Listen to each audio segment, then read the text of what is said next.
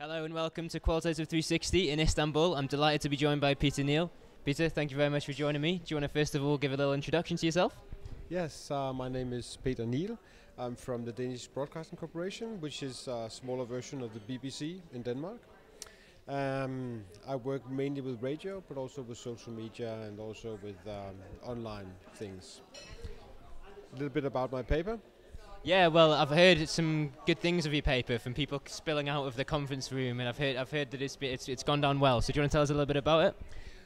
Yeah, it's basically it's about getting into the consumer situation with the consumer, which is hard. It's a big has always been a big problem for us qualis to get into the consumer situation without us actually being present.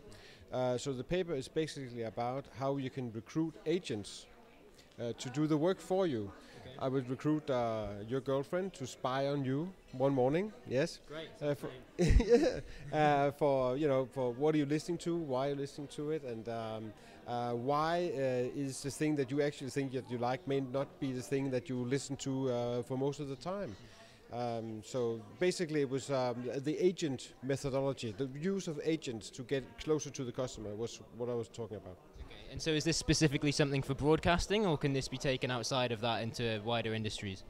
I think it could be used everywhere. I've had a lot of people coming up to me and saying that they're going to steal it, and that's what it's all about. We're in public service, so steal whatever you can. It's just basically a good idea to get under the covers and into everyday life, because cameras and that sort of thing isn't going to do the trick. You need the inside of the agent, the spouse, to really get into the understanding of the usage of the product. Really interesting stuff. And with regards to other papers and other presentations that have been going on at this event, has anything caught your eye? Anything that's particularly interesting you? Yes, I thought I think that the best presentation I've heard so far was the one from Kiosk, the English presentation, which was about mobile ethnography. It has been a developing methodology for a couple of years, but I think that the researcher gave a very convincing case that this methodology is now mature and can be taken into consideration. We really need to take it into consideration. I already think that I'm behind, that I have to stop now and run back home and get started on this, because it was very interesting. We've been dabbling a little bit with it in the Danish Broadcasting Corporation, but I think, and my colleague and I have been talking about it, and we're very interested in this methodology. We really think that is the future for Qual, because that's what this is all about. Getting in there, getting into the moment, getting into when does this decision happen?